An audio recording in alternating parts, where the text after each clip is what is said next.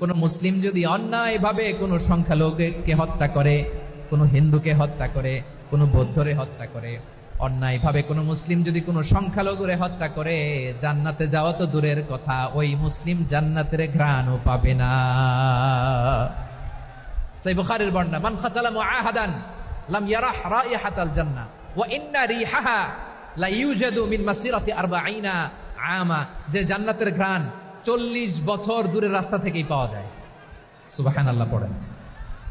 প্রিয় ভাইরা, এখান থেকে জান্নাতে পৌঁছতে লাগবে 40 বছর। এত দূর।